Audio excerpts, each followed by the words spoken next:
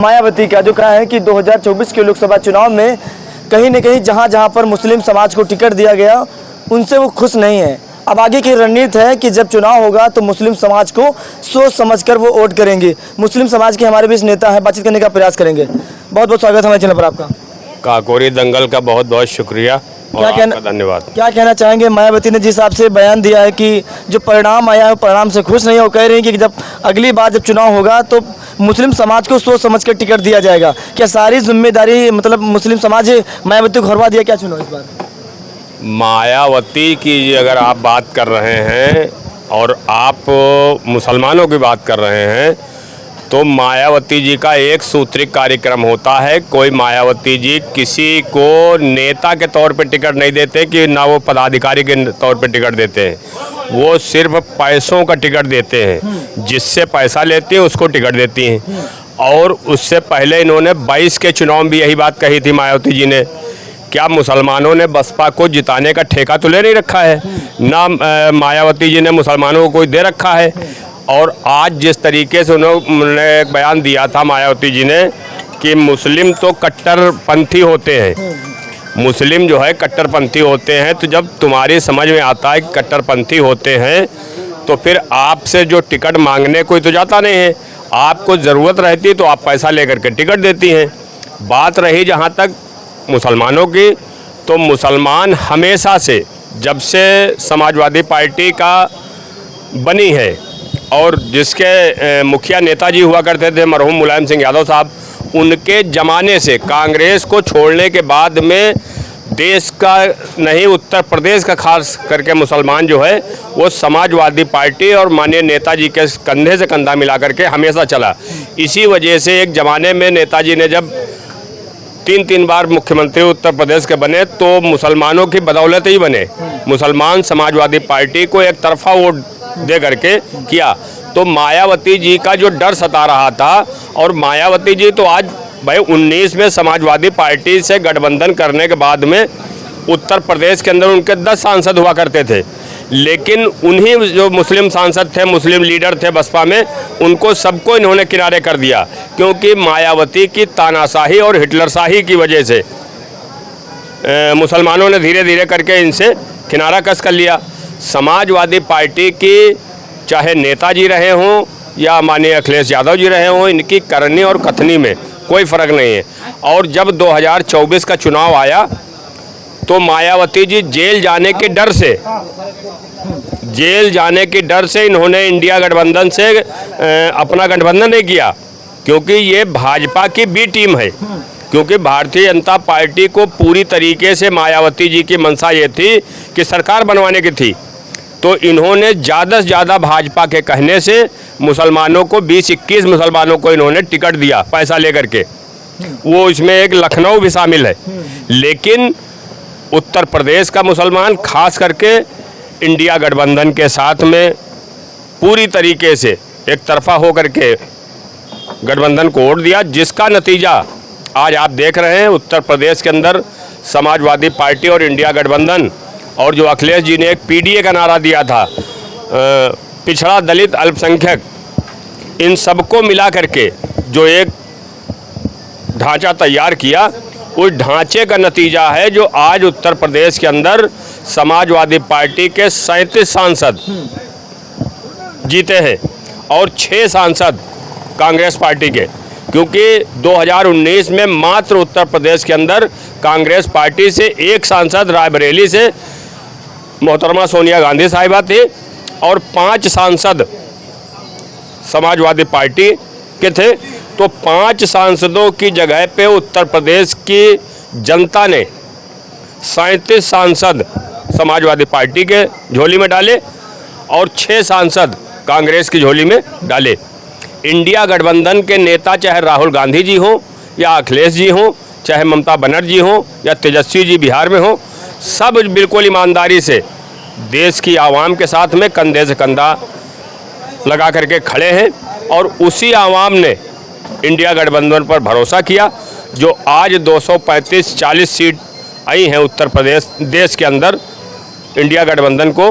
तो ये सब निष्पक्ष और ईमानदारी की अगर मायावती जी इंडिया गठबंधन के साथ में होते तो मैं मानता हूं आपके चैनल पे उस चीज़ को हो सकता है कि भारतीय जनता पार्टी को 10 सीट उत्तर प्रदेश के अंदर ना आती, 10 सीट ना आती। राम लहर की बात आप कर रहे हो। अयोध्या में क्या हुआ? खेला हो गया। अयोध्या में क्या हुआ? अवधेश प्रसाद जी ने क्या किया? जहां पर ये राम के नाम पर, भगवान के नाम पर, मंदिर मस्जिद के नाम पर, हिंदू मुसलमान के नाम पर ये लड़ाने काम करते हैं। मंदिर मस्जिद आस्था का विषय हो सकता है, लेकिन वो विकास का मामला नहीं हो सकता है। तो लल्लू जी वहाँ से सांसद थे और इन्होंने ही ये बात कही थी, लल्लू जी ने, कि अगर भारतीय जनता पार्टी को 400 सीटें आ जाएंगी तो हम देश के संविधान को बदलने का काम करेंगे। देश के प्रधानमंत्री जी अब राम की जगह पर अब जय जगन्नाथपुरी कहने लगे हैं। अभी रुके रहिए ना, अभी थोड़ा समय और बीतने दीजिए। पहली बात तो अभी ये सरकार इनकी बन नहीं रही है। नीतीश जी और चंद्रबाबू नायडू जी, ये सारे लोग और मिल करके अभी उनसे बातचीत चल रही, क्योंकि समाजवादी पार्टी के राष्ट्रीय अध्यक्ष आली जनाब अखिलेश यादव जी को बड़ी जिम्मेदारी दी गई है इंडिया गठबंधन में कि आप इन लोगों से संपर्क करके इनसे बातचीत करिए। तो ये सरकार बहुत ज़्यादा मजबूत नहीं है। जो हमेशा मंदिर मस्जिद हिंदू मुसलमान भारत पाकिस्तान करते थे, तो अब इनकी मोदी जी की जय श्री राम से जय जगन्नाथ पे तो आ गए ना, जय श्री राम से जय जगन्नाथ पे आ गए ना।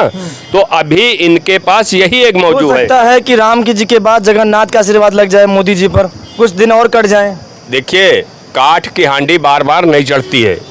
आप धर्म के नाम पर, आस्था के नाम पर 2014 से लेकर 2019, 14 जीत लिया, 19 जीत लिया, 24 में लोगों ने इनकी बातों को बिल्कुल सुनना ही पसंद नहीं किया। इसका नतीजा जो है आज समाजवादी पार्टी और इंडिया गठबंधन को देखने को मिला है प्रदेश के अंदर। बात जहां तक मंदिर मस्जिद की है तो ये तो आस्था का विषय हो सकता है, लेकिन इनके पास न किसान का कोई मामला है, न रोजगार का कोई मामला है, न शिक्षा का कोई मामला है, न स्वास्थ्य को कोई मामला है।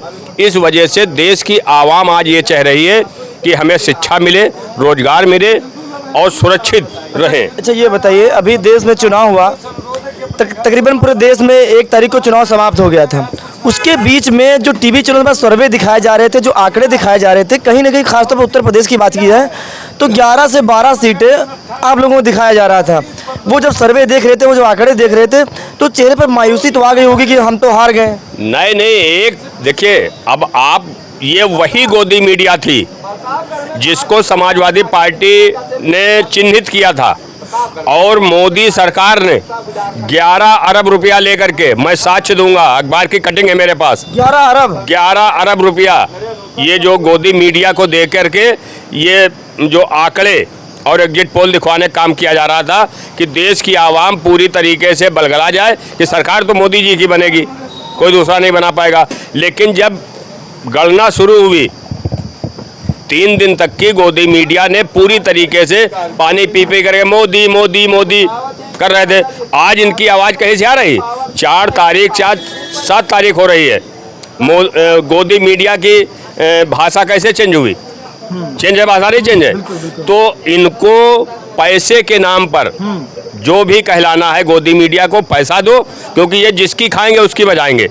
तो गोदी मीडिया को मोदी सरकार ने 11 अरब रुपया दे करके ये एग्जिट पोल दिखाने का काम किया था, तो उसी का ये नतीजा था। लेकिन जब रियल में रिजल्ट आया तो गोदी मीडिया की बिल्कुल पूरी तरीके से बोलती बंद हो गई। अब ये बताइए, 37 सीटें और पूरे इंडिया गठबंधन की बात करें, 43 सीटें समाजवादी पार्टी कांग्रेस ने जीती है, बहुमत तो बहुत मिला, इतना उम्मीद नहीं होगी आप लोगों को।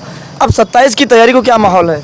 नहीं, समाजवादी पार्टी तो पूरी तरीके से 2027 के लिए तैयारी कर रही है, क्योंकि अब समाजवादी पार्टी के लोगों को बैठना नहीं है कि घर में आके चुनाव हो गया बैठ गए।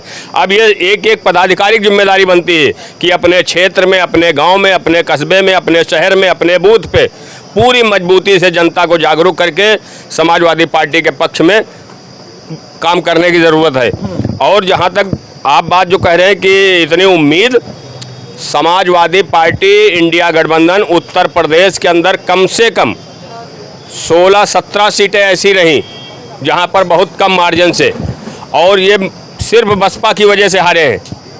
क्योंकि बसपा ने भाजपा की रणनीति पे ये जो 20-21 मुसलमानों को टिकट दिया था कि मुस्लिम वोट कट जाएगा, लेकिन मुसलमान कल भी समाजवादी पार्टी के साथ था, आज भी है और 27 में भी रहेगा, क्योंकि मायावती जी के साथ में कोई मुसलमान जाना या उनको वोट देना पसंद नहीं करता है। क्योंकि जब हम उनके नेता की भाषा, भाई बसपा में नसीमुद्दीन सिद्दीकी साहब बहुत सीनियर नेता थे, उनको किनारे कर दिया। उसके बाद तमाम और जो मुस्लिम नेता थे पश्चिम के, सबको धीरे धीरे, क्योंकि वहाँ पर सिर्फ एक आदमी की चलती है, सतीश चंद्र मिश्रा की, क्योंकि मायावती जी को ये डर था अमित शाह से कि बार बार उनका फ़ोन आ रहा था कि अगर मेरे कहने टिकट नहीं वितरण करोगे तो फिर तुम्हारी फाइल ऊपर रखी जेल जाने की। तो मायावती जी डर गई, मुसलमानों को बुला बुला करके, जिसके पास 25 वोट नहीं थी। अब लखनऊ लोकसभा की अगर आप बात कर लीजिए, जिनको एक टिकट दिया गया था 20,000-25,000 वोट उनको मिला है 5 विधानसभा क्षेत्रों में।